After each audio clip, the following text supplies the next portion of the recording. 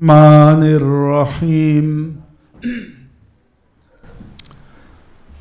الحمد لله رب العالمين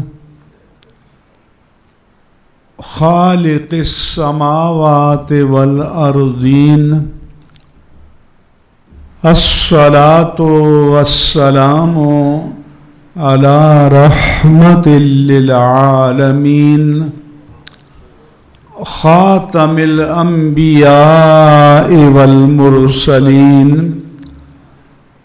إمام الأولين والآخرين سيد الرسل والنبيين سيدنا ومولانا ومأوانا وملجانا محمد وعلى آله الطيبين الطاهرين وعلى صحابته الصديقين الصادقين وعلى كل من تبعهم بإحسان إلى يوم الدين وبعد. حضرت محترم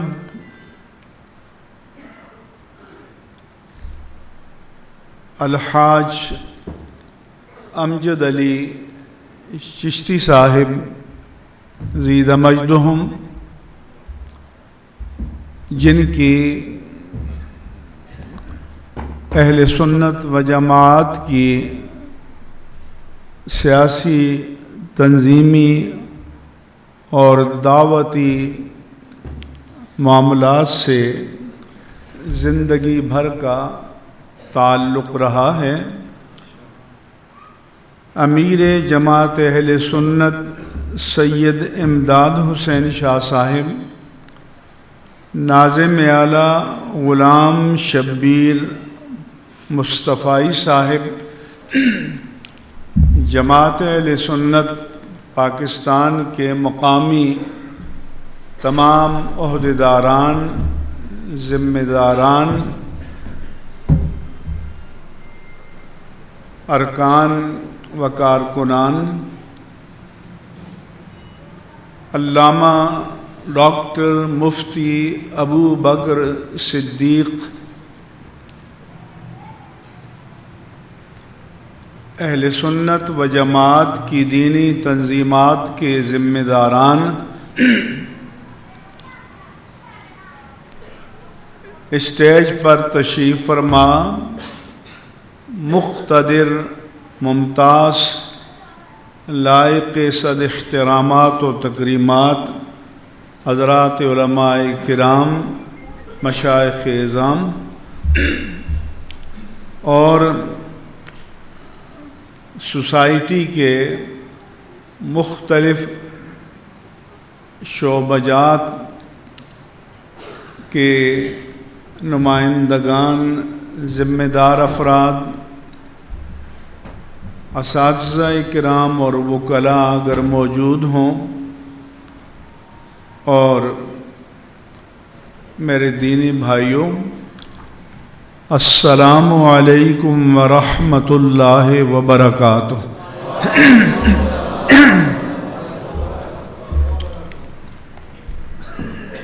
موجودہ عالمی تناظر میں امت مسلمہ اور پاکستان کے مسائل پر مجھے گفتگو کرنے کی دعوت دی گئی ہے۔ پہلے ایک تصحیح کر لوں، ہمارے نعت خوان جو شعر پڑھ رہے تھے وہ کمال حسن حضور ہے کہ گمان نقص جہاں نہیں۔ نقص جہاں نہیں ہے یہ لفظ، نقص پر آپ سکتہ کریں گے، وہ کمال حسن حضور ہے کہ گمان نقص جہاں نہیں۔ کیونکہ نقص سے جہاں پڑھیں گے تو اس کا مطلب ہے کہ جہاں بھر کے نقص کا گمان نہیں ہے۔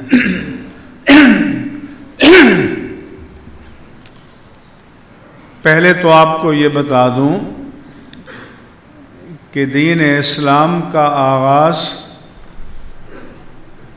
ہمارے آقا و مولا پر غار حرا میں پہلی وحی کے نزول سے یا آپ کے اعلان نبوت سے نہیں ہوا، بلکہ دین اسلام آدم علیہ السلام سے چلا آ رہا ہے۔ یہ ایک کنٹینیوٹی ہے، ایک تسلسل ہے، ایک ارتباط ہے۔ آدم علیہ السلام سے لے کر ختم المرسلین صلی اللہ علیہ وآلہ وسلم تک جتنے انبیاء کرام تشریف لائے، سب کے سب دین اسلام کے داعی اور دین اسلام کے علمبردار تھے۔ یہ جو یہودیت یا نصرانیت کا نام پڑ گیا، یہ نہ ان انبیاء کرام کا دیا ہوا نام ہے، نہ اللہ کا دیا ہوا نام ہے، یہ ان کے متبعین نے خود ہی اپنے لیے ایک نیا ٹائٹل یا عنوان اختیار کر لیا۔ اللہ تعالیٰ فرماتا ہے کہ شرع لکم من الدین، تمہارے لیے وہی دین مشروع کیا ہے، مقرر کیا ہے، ما وصى بہ نوحا، جس کا حکم دیا تھا، والذی اوحینا الیک، اور پھر یہ وہی دین ہے اے پیارے حبیب جس کی وحی ہم نے آپ کی طرف کی، وما وصینا بہ، اور یہ وہی دین ہے جس کا حکم ہم نے ابراہیم کو، موسیٰ کو، عیسیٰ کو دیا، ان اقیم الدین، اس تاکید کے ساتھ کہ دین کو مضبوطی سے قائم رکھو، ولا تتفرقوا، اور فرقوں میں مت بٹ جاؤ۔ یہ قرآن نے اعلان کیا کہ دین ایک تسلسل کا نام ہے، تو کوئی یہ نہ سمجھے کہ دین آج سے 1450 سال پہلے شروع ہوا، نہیں، دین اسلام آدم علیہ السلام کی تخلیق سے شروع ہوا، اور وہ پہلے اللہ کے نبی تھے۔ البتہ پہلے صاحب شریعت نبی نوح علیہ السلام تھے، اور پھر اس کے بعد تسلسل ہے۔ اس لیے اللہ تعالیٰ نے قرآن کریم میں ڈکلیریشن جاری کیا کہ ان الدین عند اللہ الاسلام، بے شک اللہ کے نزدیک جو قابل قبول دین ہے وہ صرف اور صرف اسلام ہے۔ پھر فرمایا وَمَن يَبْتَغِ غَيْرَ الْإِسْلَامِ دِينًا فَلَن يُقْبَلَ مِنْهُ، جو اسلام کے علاوہ یا اسلام کو چھوڑ کر اس کے مقابل کوئی اور دین اختیار کرے گا تو اللہ نے فرمایا کہ وہ ہرگز اس سے قبول نہیں کیا جائے گا۔ پھر یہ بھی میرے رب نے فرمایا کہ هو سماکم المسلمین من قبل وفی ھذا، اس اللہ نے تمہارا نام مسلم رکھا ہے پہلی شریعتوں میں بھی اور اس شریعت میں بھی تمہارا نام مسلم ہے۔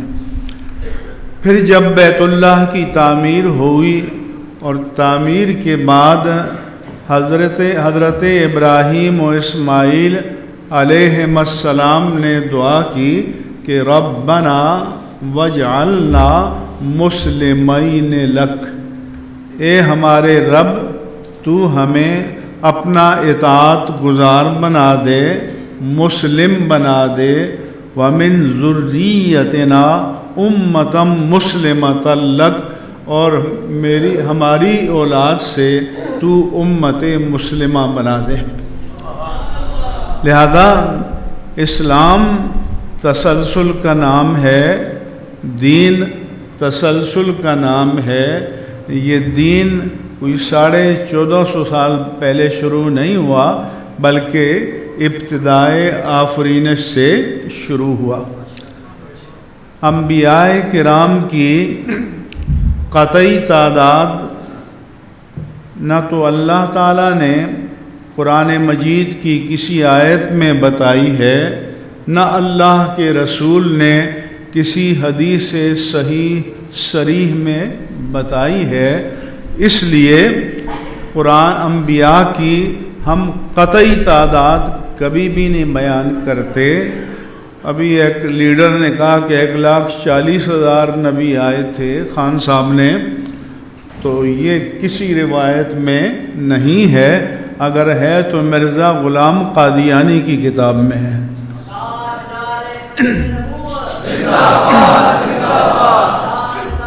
ہمارے ہاں جو آپ کی بڑی مہربانی، کیونکہ وقت کم ہے، مجھے ضروری باتیں کرنی ہیں، تو نعروں کی آپ کو قربانی دینی پڑے گی اور آپ کو توجہ سے سننا ہوگا۔ نہ آپ سے داد چاہیے، نہ تحسین چاہیے، نہ واہ واہ، نہ سبحان اللہ، آپ کی توجہ چاہیے۔ بعض روایات میں آیا کہ 1,24,000 انبیاء آئے، لیکن وہ بھی ہم قطعیت کے ساتھ نہیں بیان کرتے، کہتے ہیں 1,24,000 یا کم یا بیش، جو بھی اللہ کے علم میں، اللہ کے علم پر تفویض کرتے ہیں، تعداد کو متعین نہیں کرتے۔ صدر الشریعہ علامہ امجد علی اعظمی رحمہ اللہ تعالی نے لکھا کہ اگر کوئی قطعیت کے ساتھ کہہ دے کہ 1,24,000 انبیاء کرام آئے اور در حقیقت ایک نبی بھی کم ہو، تو آپ نے ایک غیر نبی کو نبی بنا دیا۔ اور اگر آپ نے قطعیت کے ساتھ 1,24,000 انبیاء بتا دیے اور در حقیقت ایک نبی بھی زائد ہے، تو آپ نے ایک نبی کی نبوت کا انکار کر دیا، اور دونوں صورتیں کفر ہیں۔ اس لیے انبیاء کرام کی تعداد قطعیت کے ساتھ بیان نہیں کی جائے گی۔ البتہ قرآن مجید میں 26 انبیاء نام آئے ہیں، ان پر مشخص طور پر اور تعیین کے ساتھ ایک ایک کر کے ایمان لانا فرض عین ہے، لیکن اس کے علاوہ ہم اجمالی ایمان لاتے ہیں کہ کل آمن باللہ وملائکتہ وکتبہ ورسلہ، کہ ہم ان تمام رسولوں کو مانتے ہیں کہ جنہیں مختلف ادوار میں اللہ تبارک و تعالی نے نبی اور رسول بنا کر بھیجا۔ اس لیے ایمان مجمل جسے کہتے ہیں، اجمال کے معنی ہوتے ہیں کہ to define something precisely, کہ اگر کوئی یہ کہے کہ ایک جملے میں اسلام کو ڈیفائن کر دو، اسلام کی تعریف بیان کر دو، تو انہوں نے بتایا کہ آمنت باللہ کما ہوا باسمائہ وصفاتہ وقبلت جمیع احکامہ اقرار باللسان وتصدیق بالقلب، کہ میں ایمان لایا اللہ پر جیسا کہ وہ اپنی ذات و صفات میں ہے، اور میں نے اس کے تمام احکام کو قبول کر لیا۔ اس بات کا میں زبان سے اقرار بھی کرتا ہوں، دل سے تصدیق بھی کرتا ہوں۔ تو جب اس کے تمام احکام کو ہم نے قبول کر لیا، اس میں نبوت بھی آ گئی، ملائکہ کا بھی آ گیا، جنات کا بھی آ گیا، جنت و جہنم کا بھی آ گیا، جزا و سزا کا بھی آ گیا، تقدیر کا بھی آ گیا، عبادات کا بھی آ گیا، سارے ضروریات دین کو یہ ایک جملہ شامل ہے۔ یا بعض علماء نے کہا کہ اس سے بھی زیادہ پریسائزلی اگر آپ نے اسلام کو ڈیفائن کرنا ہے تو الایمان بمحمد وبما جاء بہ، محمد صلی اللہ علیہ وآلہ وسلم پر ایمان، اور جو دین و شریعت وہ لے کر آئے ان سب پر ایمان۔ باقی پھر ایمان مفصل ہے، ان ڈیٹیل، اس کا وقت نہیں ہے، لیکن بنیادی تصور آپ کو دینا ہے۔ 5 انبیاء کرام اولو العزم کہلاتے ہیں، نوح علیہ السلام، ابراہیم علیہ السلام، موسیٰ علیہ السلام، عیسیٰ علیہ السلام، اور خاتم النبیین سیدنا محمد الرسول اللہ صلی اللہ علیہ وآلہ وسلم۔ چونکہ ابراہیم علیہ السلام کی حیثیت مرکز الملل کی سی ہے، آپ سینٹر پوائنٹ ہیں، یہی وجہ ہے کہ جب میرے آقا نے اعلان نبوت کیا تو حجاز میں جو لوگ پائے جاتے تھے یا تو کفار مکہ تھے یا یہود تھے یا نصرانی تھے، اور سب کا دعویٰ تھا کہ ہم ابراہیم کو ماننے والے ہیں۔ تو اللہ تبارک و تعالیٰ نے ان کے دعووں کو ریجیکٹ کر دیا، فرمایا کہ ما کان یہودیا ولیکن کان حنیفا مسلما، کہ ابراہیم نہ یہودی تھے نہ نصرانی تھے، ہر باطل دین کو ترک کر کے یکسو ہو کر وہ مسلم تھے، وما کان من المشرکین، اور مشرک بھی نہیں تھے وہ۔ تو قرآن نے ود آل کلیئرٹی یہ بتایا کہ ابراہیم علیہ السلام دین اسلام کے داعی تھے اور دین اسلام کے علمبردار تھے، اور پھر یہ بھی قرآن نے کہا کہ ان اول الناس بابراہیم للذین اتبعوہ وہذا النبی والذین معہ، کہ ابراہیم کے ٹرو فالور، سچے پیروکار، اللہ فرماتا وہ ہیں کہ جنہوں نے ان کے دور میں ان کی اتباع کی، اور یہ نبی آخر الزماں ہیں، اور اس نبی آخر الزماں کے جو امتی ہیں یہ ابراہیم علیہ السلام کے سچے پیروکار ہیں۔ اب یہ کہ مسائل کیا ہیں، صورتیں نئی ہیں، مسائل وہی ہیں۔ آپ کہیں گے کہ دنیا نے بڑی ترقی کر لی ہے، مگر دیکھیں کہ شیطان نے جو آدم علیہ السلام کو بہکایا، پھسلایا اور کہا کہ، اور اس کا ایجنڈا کیا تھا؟ لیُریہما سوآتہما، لیُریہما ما وُرِیَ، کہ ان کا جو ستر چھپایا گیا تھا ان کو بے حجاب کر دے، بے ستر کر دے۔ اب آج کا سارا فتنہ یہی نہیں ہے تو کیا ہے؟ اگر آپ کا آج کا فتنہ عریانی نہیں ہے، برہنگی نہیں ہے، نسوانی جسم کی نمائش نہیں ہے، تو اور کیا ہے؟ چنانچہ ابھی جو ہے ایران میں بہت بڑی انتشار ہے حکومت کے خلاف، بہت بڑی تحریک ہے۔ تو ایک صاحب نے بتایا کہ وہ اپنے اسکارف اور کپڑوں کو لڑکیاں جلا رہی ہیں، اور کچھ لڑکیوں کو دکھایا کہ مادرزاد برہنہ ہو کر انہوں نے آیا۔ تو گویا شیطان کا پہلے بھی حربہ یہی تھا کہ برہنہ کر دو، ستر کو اٹھا دو، اور آج جدید دور میں فتنہ برہنگی تو ہے، اور کیا ہے؟ تو اس لیے صورتیں بدلتی رہتی ہیں، لیکن حقیقت وہی ہے جو چلی آ رہی ہے۔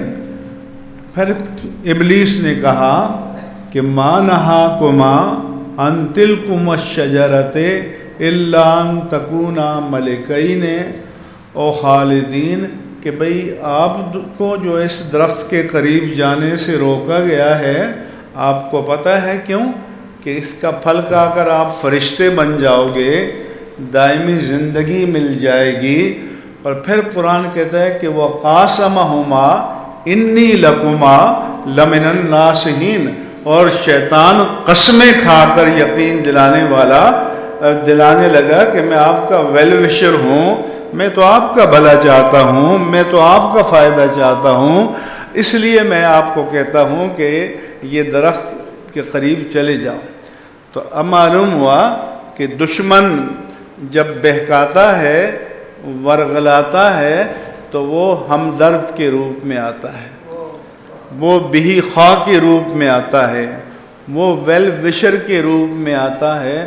یہ حربہ تب بھی تھا، یہ حربہ آج بھی ہے۔ میں اسلامیہ یونیورسٹی بہاولپور گیا، انہوں نے مجھے بلایا کہ ڈویژن کے خطباء کا ایک ٹریننگ کورس تھا، تو وی سی اور ڈینز اور سارے پروفیسر بھی تھے۔ تو میں نے ان سے کہا، علماء سے، خطباء سے، کہ میں نے ایک مارکیٹنگ ایکسپرٹ سے پوچھا کہ آپ جب اپنی پروڈکٹ لانچ کرتے ہیں تو آپ کی سائنس کیا ہوتی ہے؟ آپ جو آڈیو ویژول اشتہار بناتے ہیں، سمعی اور بصری، اس کے پیچھے آپ کی سائنس کیا ہوتی ہے؟ انہوں نے کہا ہماری سائنس یہ ہوتی ہے کہ ہم سامع کو اور ویور اور دیکھنے والے کو یہ باور کراتے ہیں کہ اس پروڈکٹ کو نہیں خریدو گے تو تمہارا نقصان ہو جائے گا، تم نقصان میں رہوگے۔ یہ نہیں کہتے کہ خریدو اللہ کا واسطہ، جیسے بچے کنگھیاں لیے پھرتے ہیں۔ تو یہی حربہ شیطان کا تھا کہ وَمَا نَهَاكُمَا عَن تِلْكُمَا الشَّجَرَةِ إِلَّا تَكُونَا مَلَكَيْنِ، کہ اس درخت کو نہیں کھاؤ گے تو نقصان میں ہو جاؤ گے، کھا لو گے تو ابدی زندگی مل جائے گی۔ تو میں نے کہا کہ پھر ہم نے اپنے آپ کو اسلام کے مارکیٹنگ ایجنٹ کے طور پر دنیا میں پیش کیا ہے، اللہ سے وعدہ کیا ہے، اپنے آپ سے وعدہ کیا ہے، تو کیا ہماری ذمہ داری یہ نہیں ہے کہ ہم اسلام کو ایسا پیش کریں کہ دنیا کو یقین آ جائے کہ ہم اس کو نہیں اپنائیں گے تو ہم نقصان میں رہیں گے؟ اور یہ کب ہوگا؟ کہ جب ہمارے دامن پہ داغ نہ ہو، ہمارے دامن پہ دبا نہ ہو، اور اگر ہمارے دامن پہ داغ ہے تو جو مخالف ہے وہ اس داغ کو ہماری ذات کی طرف نہیں، وہ اسلام کی طرف منسوب کرے گا۔ تو اب سوچیں کہ ہماری ذمہ داری کیا ہے کہ لوگ کیوں کہ اسلام کسی مجرد چیز کا نام تو ہے نہیں ہے، کوئی ایبسٹریکٹ چیز نہیں ہے کہیں جی حضور والا یہ دیکھ لیجئے۔ اگر ایسا ہوتا بھی ایک خوبصورت ماڈل بنا کر رکھ دیتے اور جو اسلام کے لیے جاننے آتا تو حضرت آتے کہ یہ دیکھ لیجئے۔ سو اسلام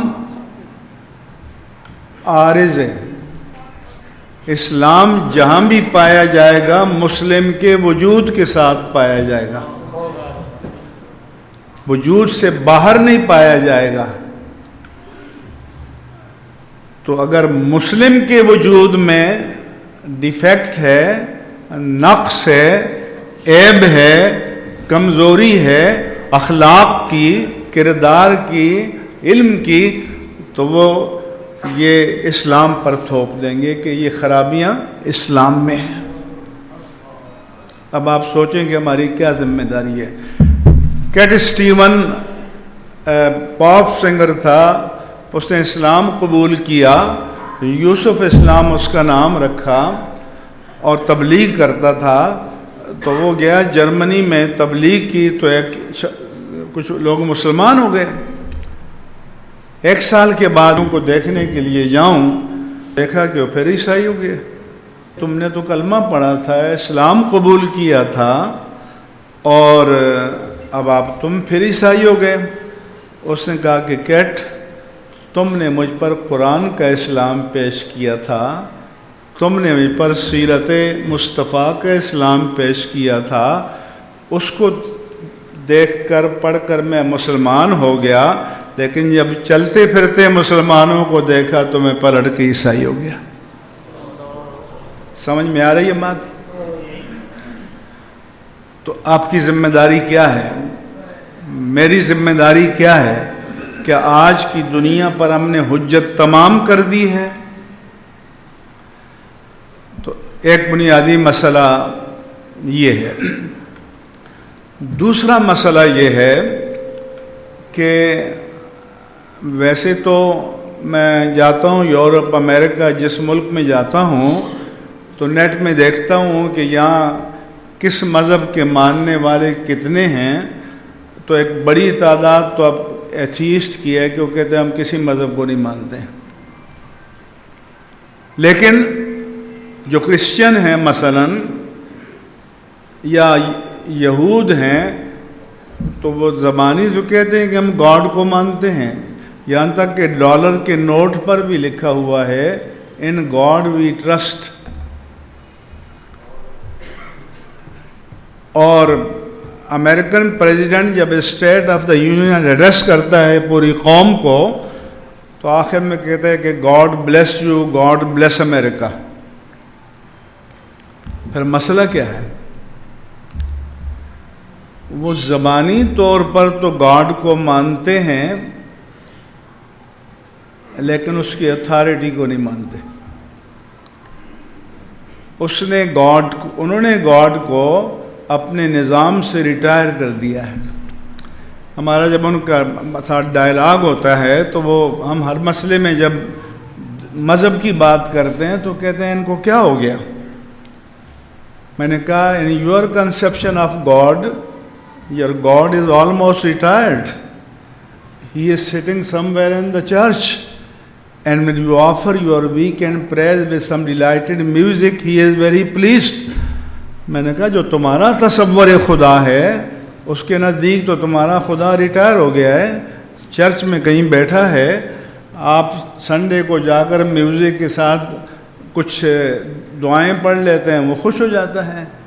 بٹ مائی آلمائٹی اللہ سبحانہ و تعالی sending me commandments all the time, کہ ہمارا خالق، ہمارا مالک، ہمارا رب تو ہر وقت ہمیں احکام بھیج رہا ہے۔ تو فرق کیا ہے کہ انہوں نے گاڈ کو تو مان لیا مگر اس کی اتھارٹی کو رد کر دیا۔ اور اسلام میں وداؤٹ اتھارٹی گاڈ کا کوئی تصور نہیں ہے۔ اسلام میں یہ ہے کہ تم نے اللہ کو ماننا ہے تو ود آل اتھارٹیز اپنے اوپر حاکم ماننا ہے، اپنے نظام پر حاکم ماننا ہے۔ اگر آپ یہ نہیں مانتے تو آپ نے خدا کو نہیں مانا۔ قرآن میں اللہ فرماتا ہے کہ ارأیت من اتخذ الہہ ہوا، اے مخاطب تو نے دیکھا اس شخص کو جس نے اپنی خواہشات نفس کو خدا بنا رکھا ہے؟ تو زبان سے تو اللہ اللہ کرتا ہے، لیکن مرضی کس کی چلتی ہے؟ خواہش نفس کی۔ تو پھر تمہارا خدا تو تمہاری خواہشات ہو گئی، تمہاری شہوات ہو گئیں۔ اب پھر ہمیں اپنے آپ سے بھی سوال کرنا پڑے گا کہ کیا جو شب و روز ہم نعرے لگاتے ہیں،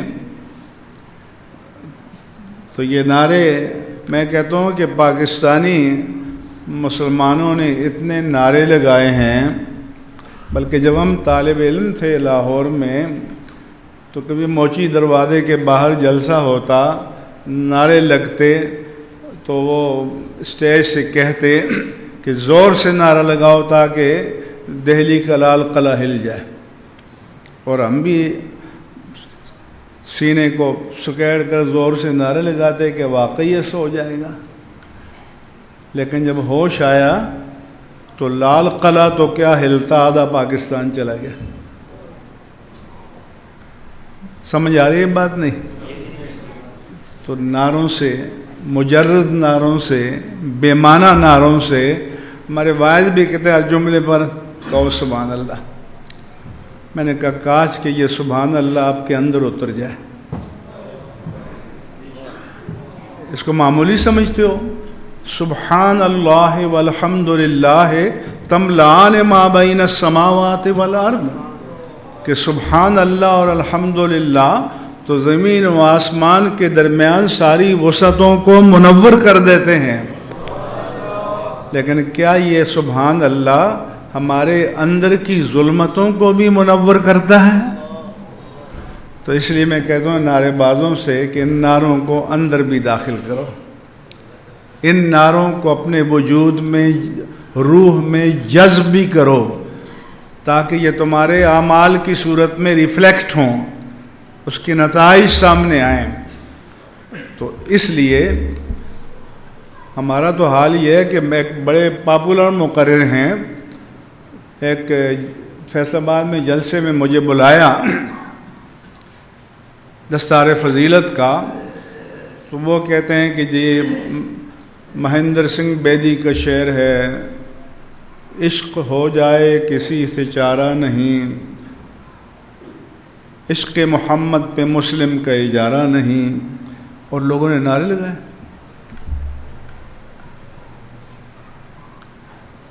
میں نے کہا حضور تھوڑا رک جائیں، ان کو غصہ بھی بہت آیا کیونکہ مارکیٹ بن رہی تھی۔ میں نے کہا یہاں دستار فضیلت کا جلسہ ہے، آپ علم کی فضیلت بیان کریں، علماء کی فضیلت بیان کریں۔ اگر آپ بیدی کی شعر پر داد دے رہے ہیں تو اس کا مطلب یہ ہے کہ ایمان کے بغیر بھی عشق مصطفیٰ ہو سکتا ہے۔ سمجھ آ رہی ہے؟ ایسا بھی کوئی عشق مصطفیٰ ہے کہ جس میں مصطفیٰ پر ایمان نہ ہو؟ تو ہم ان چیزوں پر خوش ہوتے ہیں۔ ہم معنویت کو جاننے کی کوشش بھی نہیں کرتے، حقیقت کو جاننے کی کوشش نہیں کرتے، تو انقلاب کہاں سے آئے گا؟ تبدیلی کہاں سے آئے گی؟ تبدیلی کیسے آئے گی؟ دوسرا ہمارا آج کی دنیا کے ساتھ جو مسئلہ ہے کہ دنیا یہ کہتی ہے کہ ہمارے لیے مفید کیا ہے، ہمارے لیے نقصان دہ کیا چیز ہے، اسے ہم اللہ پر نہیں چھوڑ سکتے، رسول پر نہیں چھوڑ سکتے، اس کا فیصلہ ہم خود کریں گے۔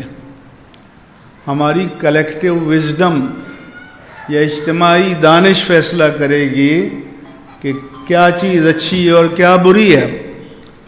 سو ان کی اجتماعی دانش یا کلیکٹیو وزڈم نے فیصلہ کیا کہ ہم جنس پرستی جائز ہے، مرد کی مرد کے ساتھ، عورت کی عورت کے ساتھ، اور اب جو LGBT گروپ آیا ہے، lesbian, gaze, by sexual, transgender, اور اب آگے پلس بھی آ گیا، مطلب ہے کہ اس کے بعد حیوانات تک یہ شیطنت جا سکتی ہے۔ لیزبین ہم جنس پرست عورتیں، گیز ہم جنس پرست مرد، بائی سیکچول دونوں طرح کا جرم، ٹرانسجنڈر تو آج کل چل رہا ہے، سن رہے ہیں آپ۔ تو وہ کہتے ہیں کہ ہم فیصلہ کریں گے۔ وہ کہتے ہیں کہ ہماری اگر وزڈم کہتی ہے کہ خنزیر کھانا جائز ہے تو کھائیں گے، اور ہمارا دین کہتا ہے کہ اگر اس وقت روئے زمین پر جو 7.5 ارب انسان ہیں، یہ سب کے سب مل کر کہتے ہیں کہ خنزیر حلال ہے تو حلال نہیں ہو سکتا، یہ سب مل کر کہہ دیں تو اللہ کے کسی قانون کو تبدیل نہیں کر سکتے۔ تو یہ اب ٹکراؤ ہے عقل کا اور وحی کا. اس لیے کہا تھا کہ عقل قرباں کن بپیش مصطفیٰ، اور نکل جا عقل سے آگے کہ یہ نور چراغ راہ ہے منزل نہیں ہے. سو یہاں مرحلہ ہے. اقبال نے بھی کہا تھا کہ عشق بیچارہ نہ ملا نہ زاہد نہ حکیم، عقل یار ہے سو بھیس بدل دیتی ہے. تو اب مسئلہ بنیادی یہ ہے کہ ہم نے اپنا مقتدا عقل عیار کو بنانا ہے یا ہم نے اپنا مقتدا وحی ربانی کو بنانا ہے. ٹکراؤ یہ ہے. ہدایت کیا ہے، دلالت کیا ہے، یہ ہم نے طے کرنا ہے یا جناب مصطفیٰ نے طے کرنا ہے یا رب مصطفیٰ نے طے کرنا ہے. یہ دنیا کے ساتھ ہمارا مسئلہ یہ ہے. ٹکراؤ یہ ہے، یہ جس کی بنیاد یہ ہے، اور اس میں آپ کو قدم قدم پر ٹکراؤ نظر آئے گا. میرے عزیز نے پوچھا بھی جمہوریت کے بارے میں. پہلی بات تو میں لکھتا رہتا ہوں کہ جمہوریت یہ جیم کی پیش کے ساتھ ہے، آپ لوگ زبر کے ساتھ پڑھتے ہو، بلکہ تاجدار ختم نبوت بھی نون پر زبر پڑھتے ہو، یہ پیش ہے، نبوت نہیں ہے، نبوت ہے. سمجھ آ رہی ہے؟ یا تو اس لیے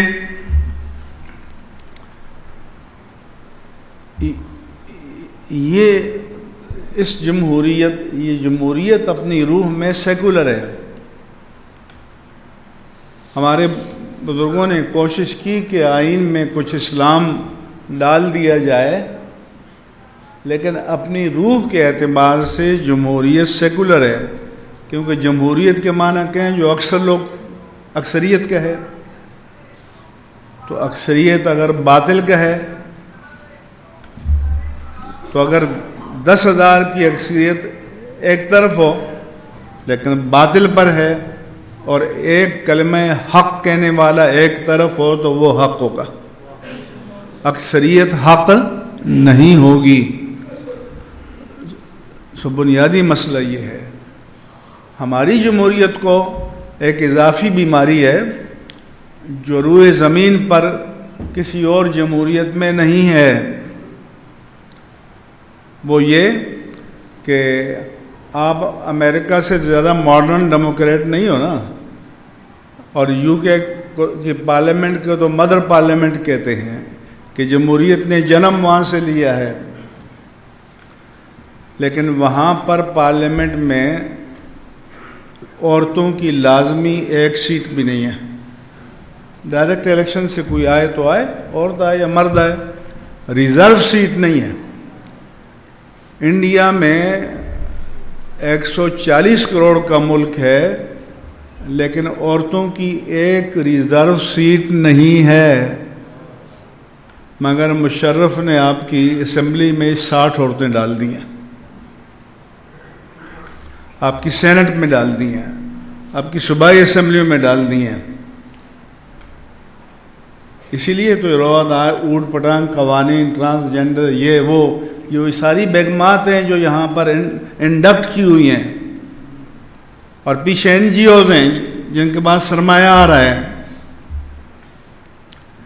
تو ہم مشرف کو یہ خیال ہوا کتے بغل میں لے کے کہ ہم دنیا کے سب سے ماڈرن جمہوری بن جائیں. اب آپ مجھے بتائیں کہ ان 60 عورتوں کو نکالنا چاہیں تو ان کے ووٹ کے بغیر نکال سکتے ہیں؟ آئینی ترمیم چاہیے، 2/3 میجارٹی چاہیے. آپ کی بیماریاں تو دنیا کی بیماریوں سے بھی زیادہ ہیں.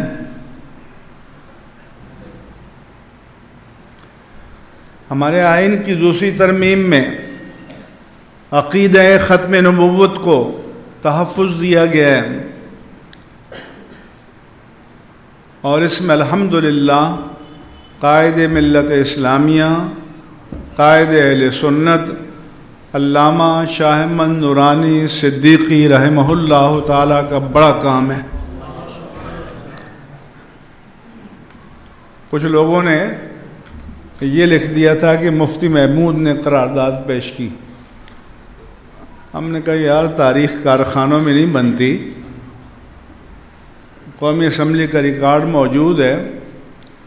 اہل سنت کو فخر کرنا چاہیے کہ ارتداد قادیانیت کی قرارداد پیش کرنے والا ایک شخص تھا، اور اس کا نام تھا شاہ احمد نورانی صدیقی رحمہ اللہ تعالی۔ باقی سارے سیکنڈر تھے، تائید کرنے والے تھے، اور اس وقت دو علماء مولانا غلام غوث ہزاروی اور مولانا عبدالحکیم، انہوں نے تائید بھی نہیں کی تھی JUI کے، بعد میں بحث میں حصہ لیا۔ لیکن اب سنی اپنی تاریخ اگر مرتب کریں تو دنیا کو پتہ چلے۔ لیکن ابھی مشن مکمل نہیں ہے۔ صرف صدر پاکستان اور وزیر اعظم پاکستان کے حلف نامے میں اقرار ختم نبوت اور ارتداد قادیانیت شامل ہے۔ اس لیے خان صاحب خاتم النبیین نہیں پڑھ پا رہے تھے، آپ سب کو پتہ ہے۔ لیکن ان دو جو ہمارا کانسٹیٹیوشن ہے اس کی انیکسی ہوتی ہے ضمیمہ۔ اس ضمیمے میں جتنے ریاستی مناصب ہیں ان کا اوتھ لکھا ہوتا ہے۔ حلف نامہ کیسے لیں گے؟ تو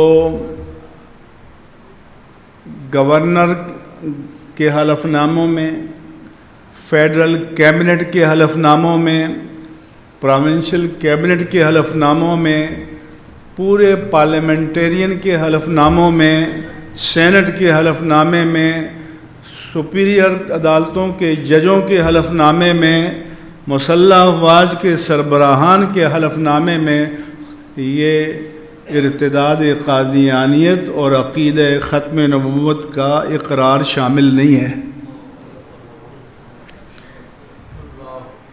تو اگر کوئی یہ سمجھتا ہے کہ یہ کام مکمل ہو چکا ہے تو آپ کے حصے کا کام باقی ہے۔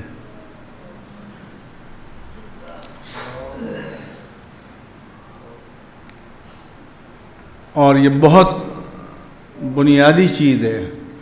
جب نہیں ہے تو کوئی ہمارا مسلح افواج کا سپہ سالار بھی بن سکتا ہے، چیف جسٹس بھی بن سکتا ہے، اور بنا ہے۔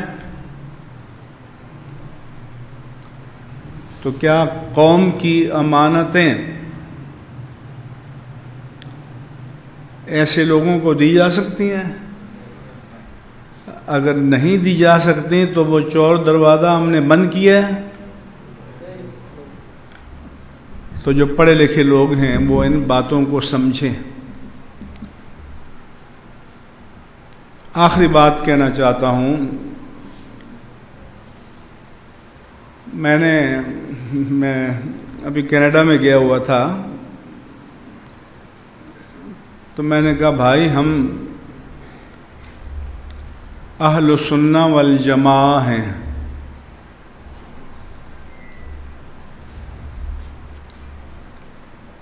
کیونکہ اس خطے کے لیے الگ نبی تو نہیں آیا نا۔ ہم اس نبی عربی کے امتی اور غلام ہیں جن کی امت ساری دنیا میں ہے۔ تو ہمارا عنوان وہ ہونا چاہیے جو ساری دنیا میں ہے، یا الگ ہونا چاہیے؟ تو ہمارے ایک بزرگ ہیں یہاں قریب گجرات میں، چھری کانٹے تیز رکھتے ہیں، گن ان کی لوڈڈ ہوتی ہے، کسی سنی پر اگر موقع ملے تو فائر کھول دیتے ہیں کہ یہ کیسے کہہ دیا ہم بریلوی نہیں ہیں۔ لبرل تو یہ کہتے ہیں کہ بھائی تم مسلمان ہو یا سنی ہو یا اہل سنت ہو، وہ لوگوں کو کیسے گمراہ کرتے ہیں. تو اس لیے میں لکھتا رہتا ہوں کہ اہل السنہ والجماعہ اسلام کے مقابل نہیں ہے، اسلام کا ٹرو انٹرپریٹیشن ہے، اسلام کی صحیح تعبیر ہے. جب ایک سے زیادہ انٹرپریٹیشنز ہو جائیں تو پھر ضرورت ہوتی ہے کہ صحیح تعبیر کو لایا جائے. اس لیے اہل سنت و جماعت اسلام کے مقابل نہیں ہے، یہ اسلام کی تعبیر ہے. اور یہ بھی نہیں ہے کہ یہ آج ہم نے ایجاد کی ہے، یہ اللہ کے رسول بتا کر گئے ہیں کہ جب آپ نے فرمایا کہ پچھلی امتیں فرقوں میں بٹ گئیں، میری امت بھی بٹ جائے گی، تو پوچھا گیا کہ فرقہ ناجیہ کون ہوگا، نجات پانے والا فرقہ کون ہوگا؟ انہوں نے کہ ما انا علیہ و اصحابی، میرے آقا نے فرمایا جو اس راستے پر چلے جس پر میں چلا اور جس پر میرے صحابہ چلے. تو جس پر آپ چلے سنت اور صحابہ جماعت.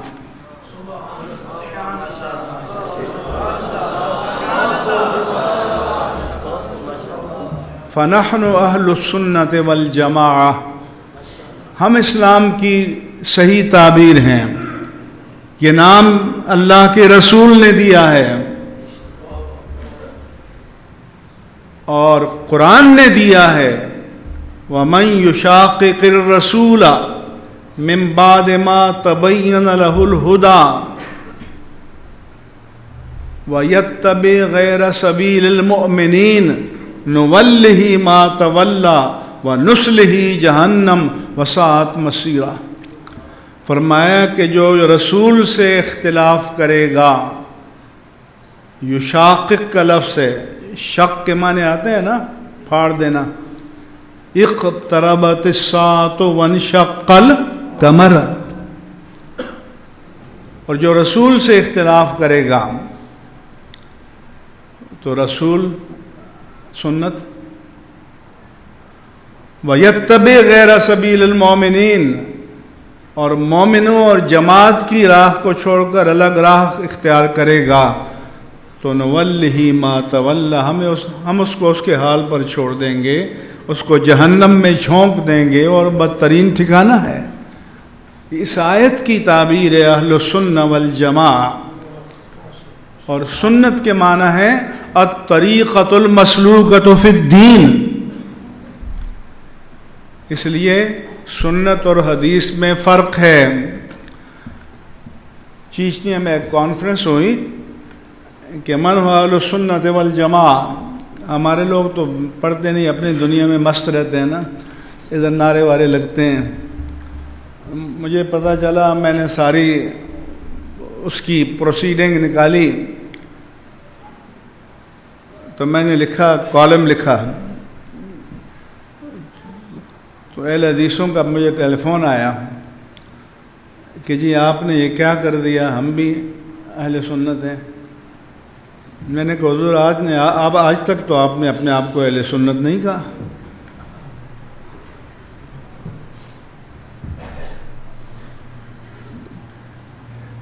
سنت اور حدیث میں فرق ہے. سنت نبوی زندگی کا وہ حصہ قولاً ہو، فعلاً ہو، حالاً ہو، جو امت کی اتباع کے لیے ہے، جبکہ حدیث کا تعلق خصائص سے بھی ہوتا ہے. مثلاً حضور نے صوم وصال رکھا، پیدر پہ روزہ، کنٹینیوس فاسٹنگ. صحابہ نے دیکھا تو انہوں نے بھی رکھ لیا. شام کو کوئی افطار نہیں. ظاہر ہے کہ ایک دن گزرا، 2 دن گزرے تو بے ہوش گرنے لگے. حضور نے فرمایا یہ کیا ہوا؟ کہا جی انہوں نے روزہ رکھا ہے.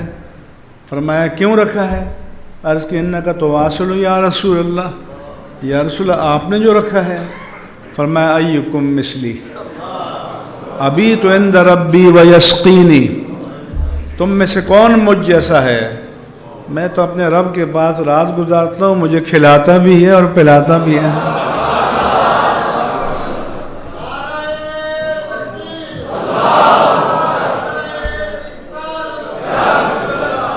اب یہ سنت ہے، یہ حدیث ہے، فعل رسول ہے، لیکن سنت نہیں ہے۔ سنت وہ ہے جو امت کی اتباع کے لیے ہو۔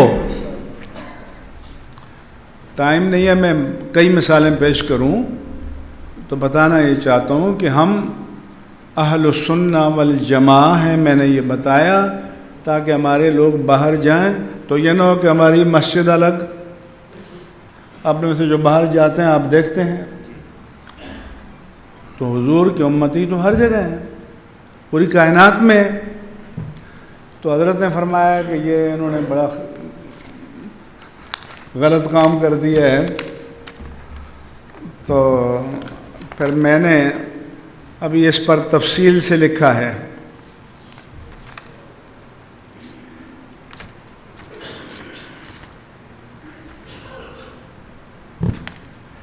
بریلی شریف ہمارا مسلک نہیں ہے، اعلی حضرت کا وطن معلوف ہے،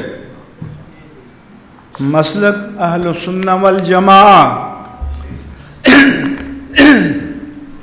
نبیرہ امام اہل سنت تاج الشریعہ مفتی اختر رضا قادری ازہری لکھتے ہیں، حقیقت البریلویہ عربی میں ہے، اہل سنت کا نام بریلوی رکھنا دیوبندیوں کا شعار ہے۔ یہ عنوان قائم کیا، اس کے رد میں لکھتے ہیں اہل سنت و جماعت کو بریلویت سے منسوب کرنا ہندوستان کے دیوبندی حضرات اور جو اہل سنت کی دعوت میں اس راہ پر چلے ان سب کا طریقہ کار ہے۔ الحمدللہ ہم اس تہمت سے بری ہیں، اور ہم بریلویت کو دین اور ملت جدیدہ کے طور پر اختیار نہیں کرتے۔ ہم سید المرسلین صلی اللہ علیہ وسلم کی روشن ملت کا حصہ ہیں، جس کی رات دن کی مانند روشن ہے۔ ہم ہمیشہ سے اہل سنت رہے ہیں، اہل سنت کے اندر شامل رہے ہیں، اہل سنت کے ساتھ رہے ہیں۔ پھر فرماتے ہیں کہ ہم صوفیہ صافیہ ہیں اور اہل سنت و جماعت کا سواد اعظم ہیں، سلف سے خلف تک جو اہل سنت طریقہ صوفیہ پر رہے ہیں، اگرچہ ان سب کا بریلی کے علماء سے نہ تلمذ کا رشتہ ہے نہ طریقت کا رشتہ، بس انہوں نے امام اہل سنت امام احمد رضا قادری بریلوی کی طرف منسوب کر کے بریلویہ رکھ دیا۔ سمجھ میں آ رہی ہے بات؟ اس لیے اور خود امام اہل سنت لکھتے ہیں، پیچھے لکھا وہ لکھتے ہیں کہ اس فقیر بندے عبد المصطفیٰ عرف احمد رضا، بتا دیں اصل میں تو میں عبد مصطفیٰ ہوں، نام عرف احمد رضا، دین کے اعتبار سے محمدی، عقیدے کے اعتبار سے سنی اور مذہباً حنفی ہے، اور قادری انتساب ہے، اور ارادتاً برکاتی مرید ماررہ شریف کے، اور مسکناً بریلوی، وطن بریلوی، مسلکن نہیں کہا، مسکناً بریلوی، اور مدفن کے اعتبار سے انشاءاللہ بقی پاک والا، اور اللہ کی رحمت سے مقام ابدی بہشتی فردوسی۔ یہ جو اعلیٰ حضرت نے کہا کہ مدفنن بقی والا، میں نے بعض جگہ پڑھا تھا کہ کسی نے خواب دیکھا کہ جنت البقیع کی قبروں کو کھودا جا رہا ہے، پوچھا کیا؟ تو کہا کہ جو یہاں دفن ہیں لیکن اس کے اہل نہیں ہیں، ان کو شفٹ کیا جا رہا ہے، اور جو کہیں اور دفن ہے اور اس کے اہل ان کو یہاں لایا جا رہا ہے۔ سمجھ آ رہی ہے باتیں میری کہ نہیں آ رہی؟ جی اسی طرح سے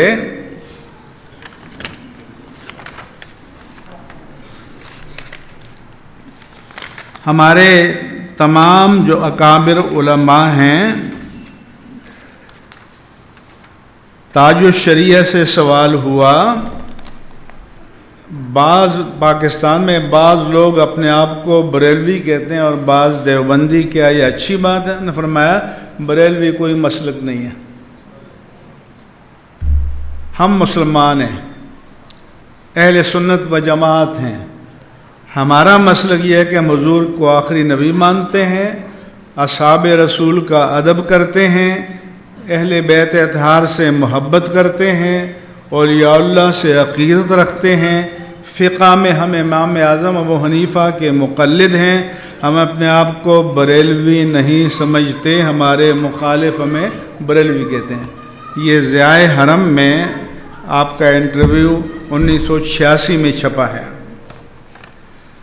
اور بہت سے حوالے میرے پاس موجود ہیں تمام اکابر کے۔ وقت نہیں ہے تو اس لیے یہ بات بھی آپ سمجھیں، اور خدا حضرت نے کہا اہل سنت کا ہے بیڑا پار، اصحاب حضور نجم ہیں اور ناؤ ہے عطرت رسول اللہ کی۔ تو اہل سنت کہہ رہے ہیں، خود امام اہل سنت۔ اس لیے آپ حوض میں بند نہ ہوں، پوری کائنات میں میرے آقا کی جو امت ہے، جو صحیح العقیدہ اہل سنت و جماعت ہیں، وہ ہمارے بھائی ہیں۔ بہت سی ظاہری علامتیں مختلف خطوں میں مختلف ہوتی ہیں، اور ہونا تو چاہیے کہ 1-2 گھنٹے کا باشعور لوگوں کا اجتماع ہو، تاکہ ہم بتائیں کہ ضروریات دین کیا ہیں اور ضروریات مسلک اہل سنت و جماعت کیا ہے۔ یہ بھی ہمارے لوگوں کو، کیوں کہ جو خطیب ہے مارکیٹ کا، اس کی مجبوری ہے، اس نے فضائل بیان کرنے ہیں، آپ نے نعرے لگانے ہیں، پھر نوٹوں کا کلچر ہے، تو پھر جو مال بکتا ہے وہ پھینکتے ہیں۔ رافضیت کا آ جائے تو رافضیت پھینک دیں گے، سنیوں کے آ جائیں تو یہ پھینک دیں گے۔ لیکن حال کیا ہے کہ شیخ محشر میں جو پہنچے تو اعمال ندارت، جس مال کے تاجر تھے وہی مال ندارت، بشرطے کہ ہمیں محشر کی فکر ہو۔ اس قوم کی عقل کا عالم یہ ہے کہ ایک آرٹسٹ نعت خواں جس کا گلا اچھا ہے 5-10 نعتیں یاد کر لے تو ایک رات میں لاکھوں روپے، ہزارہا روپے دیتے ہیں۔ اچھا، یہ دنیا کے اعتبار سے آپ کی کھوپڑی خوب کام کرتی ہے۔ 5 مرلے کا پلاٹ لینا ہو، اس پورے مجمع میں ایک بندہ نہیں ملے گا جو یہ کہہ سکے کہ میں پہلی دکان پر ڈھیر ہو گیا تھا۔ درجنوں ماہرین سے پوچھے گا کہ اس کی مارکیٹ ویلیو کیا ہے، ریٹرن کیا ملے گا، نفع کیا ہوگا، تو 5 مرلے کا دنیا میں پلاٹ لینا ہو تو 25 ماہرین سے پوچھو، اور جنت میں محل لینا ہو تو کسی سے نہ پوچھو، اللہ کے رسول سے تو پوچھ لو۔ دنیا میں ہمارا مقابلہ قوالیوں اور نعت خوانیوں میں نہیں ہے، علم کے میدان میں ہے۔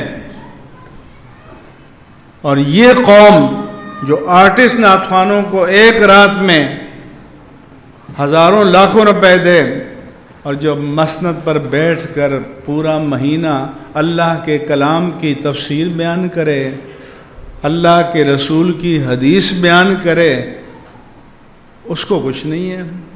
یہ عشق مصطفیٰ ہے، یہ محبت مصطفیٰ ہے۔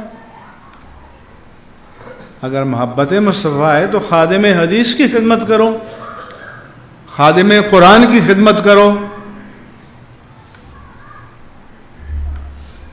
تو اس لیے اس میں تاجر بھی شامل ہیں۔ کیوں کہ بعض پیسے والے پھولا ہوتا ہے نا۔ میں گیا شیخوپورہ میں کہ فلاں چودھری صاحب نے جو ہے وہ 10 ٹکٹ ہیں عمرے کے کیے ہیں اور قرآن دازی ہوگی۔ میں نے کہا چودھری صاحب، اللہ نے یہ ڈیوٹی نہیں لگائی آپ کی اور ہماری کہ ہر ایک کو عمرہ کراؤ، یہ ضرور لگائی ہے کہ ہر ایک کو اچھا مسلمان بناؤ۔ تو کیا یہ پیسے آپ کسی ادارے میں 10 علماء کا خرچ نہیں اٹھا سکتے تھے؟ 10 حفاظ اور قراء کا خرچ نہیں اٹھا سکتے تھے جو آگے چل کے دین کی خدمت کرتا؟ اس کو بھی شوشہ چاہیے، دکھاوا چاہیے۔ یہ مووی بنتی ہے تو کچھ لوگ نئے بنڈل لے کر آتے ہیں، پھینکتے ہیں۔ کس کو دکھا رہے ہو؟ اگر تم اللہ کی رضا کے لیے کر رہے ہو تو اس کو پتہ نہیں ہے۔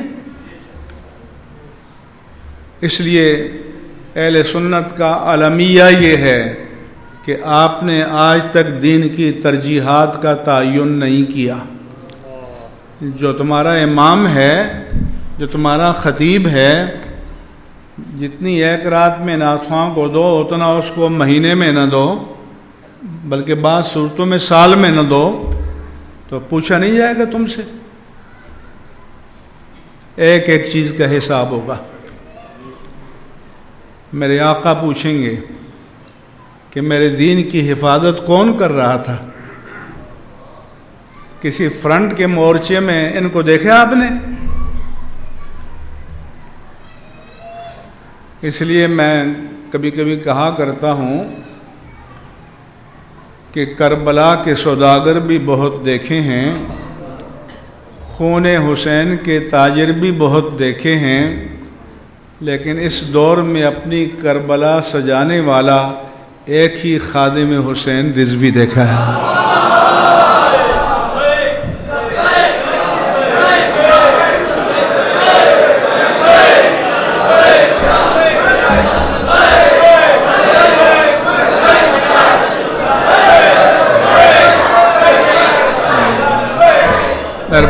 مہربانی۔ مجھے چونکہ جانا ہے، فلائٹ بھی ہے میری، تو آج اسی پر اکتفا کرتا ہوں۔ اللہ تبارک و تعالی ہمیں دین کی سمجھ عطا فرمائے، صحیح فہم عطا فرمائے۔ حضرت آپ کے شیخ اور ہمارے بہت بزرگ، انہوں نے بھی لکھا ہے کہ ہم اہل سنت و جماعت۔ اب آج کل تو یہ ہے کہ جس کے نام کے آگے سید ہو نا تو کہیں گے سید السادات، فخر السادات، امام السادات، چاہے نوجوان ہو۔ آپ نے کبھی غزالی زمان رازی دوران کا اعلان کرتے ہوئے سید السادات سنے؟ فخر السادات سنے؟ امام السادات سنے؟ وہ علم کی طاقت پر کھڑے تھے۔ سید احمد ابو البرکات، ان کو کسی نے سید السادات سنا ہے؟ فقیہ اعظم تھے، علم کی طاقت پر کھڑے تھے۔ سردار فیض الحسن شاہ صاحب بے مثال خطیب تھے۔ میں نے کبھی نہیں سنا کہ سید السادات، فخر السادات، امام السادات ابو الکلام تھے اور علم کی طاقت پر کھڑے تھے۔ تو آپ نے علم کی تکریم چھوڑ دی۔ امام اہل سنت نے لکھا ہے کہ کوئی صحابی ہے تو اس کے نام کی وجہ سے ہم اس کی قدر نہیں کرتے، اہل بیت ہے تو اس کے نام کی وجہ سے قدر نہیں کرتے، نسبت مصطفیٰ کی وجہ سے قدر کرتے ہیں۔ تو پھر نسبت مصطفیٰ کی لاج بھی تو رکھنی چاہیے نا۔ اس لیے میں علماء سے کہتا ہوں کہ حوصلہ کرو اور ممبروں سے حق بیان کرو۔ کسی کی پرواہ نہیں کرو. اور میں عاجز آدمی ہوں، میرا تجربہ ہے، آپ کو یقین دلاتا ہوں کہ جو دین کے ساتھ کھڑا ہوگا دین اس کو کبھی گرنے نہیں دے گا. وما علیہ الا البلاغ المبین.